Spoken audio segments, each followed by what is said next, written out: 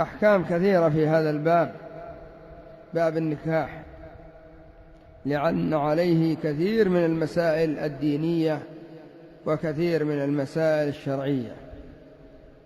بهذا نعلم أننا بحاجة ماسة إلى طلب العلم. إذا كان هذه مسائل يحتاجها أغلب الناس، ما منا إلا وهو متزوج أو سيتزوج، والمتزوج إما أنه في حال من الأحوال أو يريد الفراق أو مشاكل ونحو ذلك، والأعزب إما أنه سيتزوج بكرا أم ثيبا، وكذلك المتزوج. فالشاهد أحكام كثيرة تتعلق بهذه المسائل، إذا جهلها الإنسان ربما ارتكب الحرام. فبهذا نعلم أننا بحاجة إلى طلب العلم، بحاجة إلى طلب العلم. ومن هنا أقول أي أخ محسوب على أنه من المركز ما نسمح له بالتخلف إلا بعذر وإذن. وأما الأخوة المتطوعون الذين يحضرون من أنفسهم فنحضضهم ونحثهم على مزيد العناية والحضور، لأنهم لن يخسروا شيئا. يصلون ظهرا ثم يبقون في أماكنهم تستغفر لهم الملائكة ويسمعون كلام الله وكلام رسوله صلى الله عليه وسلم. يصلون عصرا ثم يبقون في أماكنهم يرجى أن تستغفر لهم الملائكة، لحديث أبي هريرة في الصحيح، ويسمعون كلام الله وكلام رسوله ويستفيدون أحكاما. وإن تيسر لهم بين مغرب وعشاء فهو وقت مبارك يستفيدون فيه كثير مما يرغبون فيه. الناس بحاجة إلى العلم، وكثير من الناس يتمنى أن يصل إلى مركز من مراكز أهل السنة. والله كثير من الناس يتمنى أن يصل ولو يسكن في خيمة، ولو يسكن في صالة. والله أننا لما طلعنا دماج أني سكنت في صالة، مش غرفة، صالة من الصالات، ثم انتقلنا إلى غرفة، فجاء السيل، جاء السيل وخرق الغرفة وأخذ الأبناء، جعلت أمهم تتابعهم حتى ترفعهم من الغرق، وأخذ كل ما معنا من متاع داخل الغرفة. ثم انتقلنا إلى بيت وجاء السيل ودخل إلى هنا، بقي الناس مرفوعون، غرقت كتب وغرق المتاع.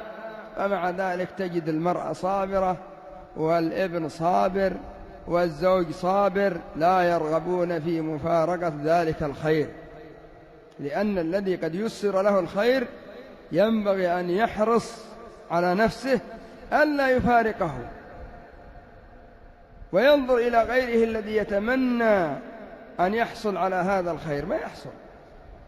فلا تضيع نفسك بغياب عن درس لغير ما حاجة ولغير ما عذر شرعي، ولا تضيع نفسك بسبب الحر والبرد والكرب.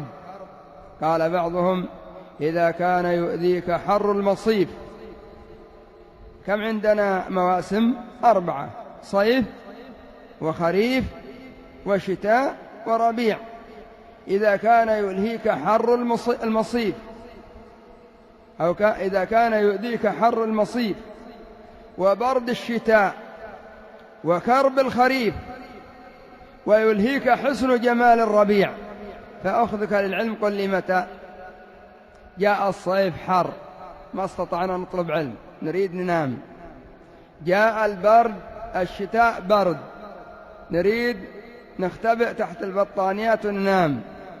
جاء الخريف تارة مطر تارة رعود تارة رطوبة، ما استطعنا، ضاع ثلثي السنة. جاء الربيع نريد نخرج نتفرج وننظر إلى زهرة الحياة الدنيا ونشم الهواء الطلق، ذهبت السنة ونحن ما حفظنا شيئا من العلوم، بينما لو صبرنا سنة، سنتين، 3، وإذا بك هذا المستجد، وإذا به خطيب، وربما مدرس، وربما مؤلف، يرجى أن ينفع الله به الأمة. وكم كنا نسمع من مشايخنا، سواء الشيخ مقبل رحمه الله أو الشيخ يحيى حفظه الله وغيرهم مثلهم، قد ألفت كتب في مثل هذا الكلام: جامع بيان العلم وفضله لابن عبد البر، الفقيه والمتفقه للخطيب البغدادي، العلم لابن أبي خيثمة، صحيح كتاب العلم من صحيح البخاري. وكم من الكتب التي صنفت في هذا الباب، في باب التحضيض على طلب العلم والاستمرار عليه، وعدم التواني وعدم الكسل. نحن طلاب جامعة ندرس من أجل الشهادة. طالب الجامعة يقرأ الكتاب حتى يحصل على الشهادة، وترك الكتاب وترك المراجعات ونسي العلوم التي تعلمها لأن مراده الشهادة.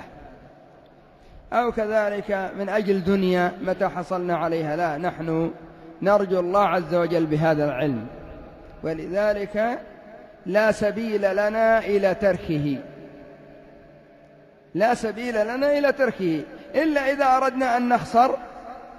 أما إذا أردنا به الله عز وجل فمن المحبرة إلى المقبرة، كما قال الإمام أحمد: من استطاع أن يبقى مبلغ للعلم حتى عند النزع، وهو ينصح ويوصي ويوجه ويرشد. انظر إلى عمر بن الخطاب رضي الله عنه، طعنه أبو لؤلؤ المجوسي حتى قطع أمعاءه وجعل اللبن يخرج منها، ولما أفاق سقوه لبنا، فلما رأوا اللبن يخرج علموا أن لا حياة له، لأن ما هناك أطباء يرقعون الأمعاء. فعند ذلك أظن قصته في صحيح البخاري رقم 3700، من استطاع أن يقرأها فليقرأها. عند ذلك انطلق في التوجيه والنصح والوصية وإنكار المنكر والنصيحة. أول ما قام أصلى الناس قالوا: نعم يا أمير المؤمنين. قال: لا حظ في الإسلام لمن ترك الصلاة، وحمد الله أن صلى الناس. ثم دخلت حفصة تبكي، قال: لا تبكي، فإني سمعت النبي صلى الله عليه وسلم يقول: إن الميت يعذب ببكاء الحي. ثم دخل شاب: يا أمير المؤمنين ابشر ابشر، وإذا بثوبه يسحب في الأرض. قال: ردوا علي الشاب، ردوه عليه. قال: يا بني ارفع ثوبك، فإنه أبقى لثوبك وأتقى لربك. ثم جعل يوصي: وأوصيكم وأوصي الخليفة من بعدي بالمهاجرين والأنصار أن يقبل من محسنهم وأن يتجاوز عن مسيئهم، وأوصيه بذمة الله وذمة رسوله، حتى بأهل الذمة وهو في سياقة الموت. وأوصيه بذمة الله وذمة رسوله صلى الله عليه وسلم. وأرى أن يكون الأمر في الستة الذين توفي رسول الله وهو عنهم راض، وذكرهم: عثمان وعلي وطلحة والزبير وعبد الرحمن ابن عوف وأبو عبيدة بن الجراح. لا، أبو عبيدة قد مات في عهده، لو عاش أبو عبيدة لكان هو الخليفة ربما. المهم ذكر الستة الذي توفي رسول الله صلى الله عليه وسلم وهو عنهم راض، ذكرهم. انظر: وعبد الله بن عمر يكون معكم وليس له من الأمر شيء. سبحان الله، يربط على قلب ولده الكثير بقتل أبيه، ومع ذلك لا يكون له من الأمر شيء. الأمر في الستة. وهكذا وصايا: اذهب إلى عائشة واستأذن لي ولا تقل أمير المؤمنين، ولكن قل عمر بن الخطاب. فذهب واستأذن له أن يدفن مع صاحبيه، ورجع وهو مستبشر. ماذا قالت لك؟ قال يا أمير المؤمنين ابشر. ثم أوصاهم كيف يكفنوه وكيف يحملوه، وإذا دخلوا لا يقول أمير المؤمنين وإنما يدخلونه باسم عمر. وصية عظيمة، علم بثه هذا العالم وهذا الإمام حتى عند موته. فلماذا نحن نكسل؟ لماذا نحن نكسل؟ لا ينبغي والله أن نكسل عن العلم. الأخوة الذين خرجوا معنا هذه الأيام إلى حضرموت قد رأوا من الخير. يا أخي أحدنا ما عنده شيء، والله ما عندنا شيء، أقسم بالله أني لا أمدح نفسي ولا هو تواضع، أننا مساكين في باب العلم. وإنما خلت الديار فست غير مسودي، ومن البلية تفردي بالسؤدد. وإلا فحالنا وابن اللبون إذا ما لز في قرن لم يستطع صولة البزل القناعيسي. يحضر لك المئات ويحضر لك ما يملأ المسجد، ينتظرون منك قال الله وقال رسوله، وإذا بهم جزاك الله خيرا. ما قدمت؟ نلحن في كلامنا ونروي الأحاديث بالمعنى ونغلط في الآيات وقد لا نحسن الخطاب، ومع ذلك نجد جزاك الله خيرا، نفعنا الله بكلامك، استفدنا من كلامك. كم من إنسان يهتدي على يديك وهذا حالك الذي لا يساوي شيئا، وإذا به موحد بعد أن كان مشركا منددا، وإذا به طائعا بعد أن كان عاصيا، وإذا به مقبلا على العلم بعد أن كان معرضا. فوضعتم على الطريق فسيروا. هكذا قال لنا العلامة النجمي رحمه الله تعالى حين زارنا في دماج بعد موت شيخنا مقبل رحمه الله تعالى، قال وضعتم على الطريق فسيروا. يا معشر القراء استقيموا، فقد سبقتم سبقا بعيدا. أنت الآن انظر إلى من خلفك مليارات، انظر إلى من خلفك مليارات ما تحصلوا على هذا الذي أنت فيه. إذن ما عليك إلا أن تستقيم وتستمر وتقول الحمد لله. والله لو تروا ما عليه شيخنا يحيى حفظه الله من التندم والحسرة وضيق الصدر وهو في مكة يصلي ويطوف ويدرس، ومتحسر على أنه ليس بين أخوانه يزداد علما وتبليغا وخطابة وإمامة وتدريسا، أنه اتصل بي قبل رمضان بليلة: كيف أنتم؟ قلنا نبشرك نحن في خير من الله عز وجل. كيف أنتم في الدعوة؟ قلنا الحمد لله دروس ومحاضرات والناس مقبلون على الخير. قال يا ليت والله من يجد له مسجد يصلي بالناس فيه. يتمنى أن يحصل على هذا الخير، ونحن نكسل. لا نكسل.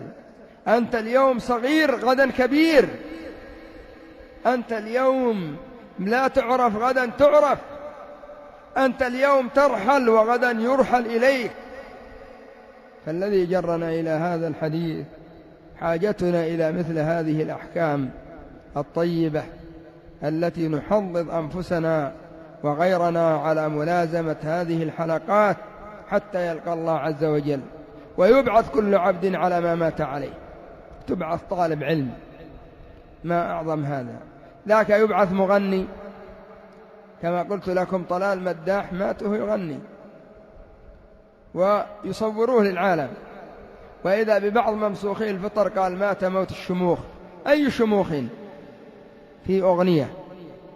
وقبل أيام مدرب الزمالك يصاب بنوبة قلبية ويموت بسبب كرة دخلت في ملعبه. وقبل أيام رقاصة سمنت قليلا تريد أن تصغر من نفسها، دخلت العملية خرجت ميتة.